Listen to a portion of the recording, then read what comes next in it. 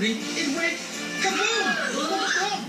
Eh sana, naglinis ka muna bago ka lumabas. So kasi humabol sa song and dance number eh. Hindi ko na napansin itsura ko. Madumi ba? Oo naman, Yang. Sino yun? It's Dr. Dino.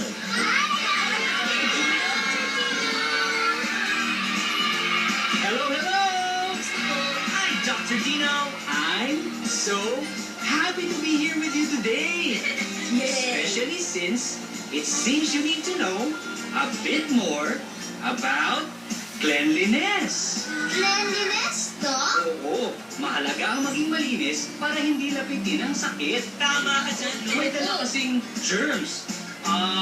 Yung alin, Doc? Dumi. At ang germs naman, may dalang sakit. Tama yun. Alam ko na. Why don't we play a game that will show us exactly what Dr. Dino is talking about? Okay ba yun? Sige! Okay, let's go!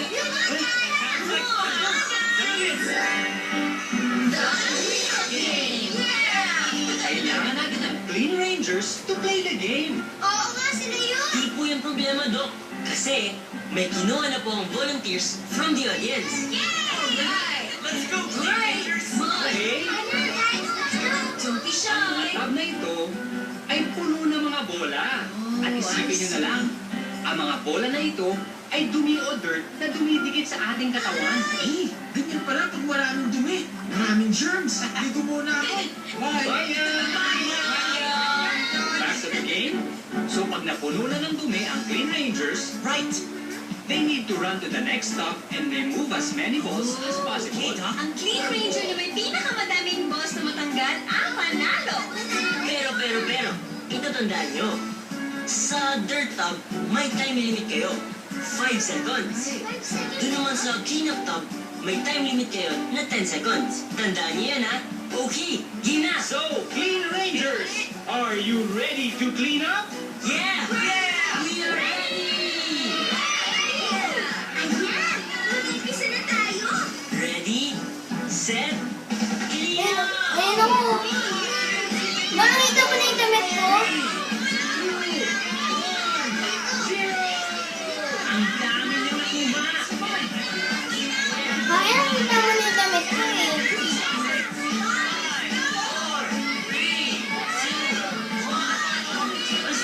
Ang dami matanggal na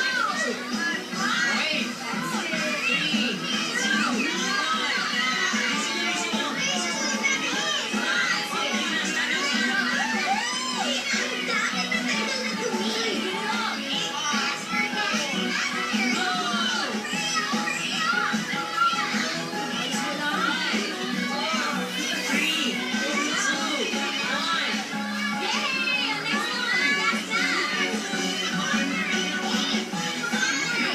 Go, go, go! Yay! 21, 22, 23, 24, 25, 26, 27, 28, 29, 30.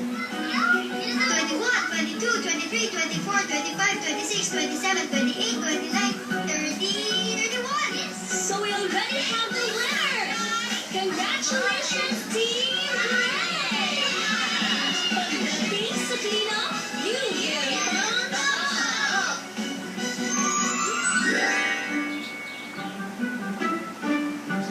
Nice, Gabby. I love your clean hands. They're just as clean as your hands. Pero alam mo ba, na bukod sa ating mga kamay, meron din tayong dapat laging nililinis.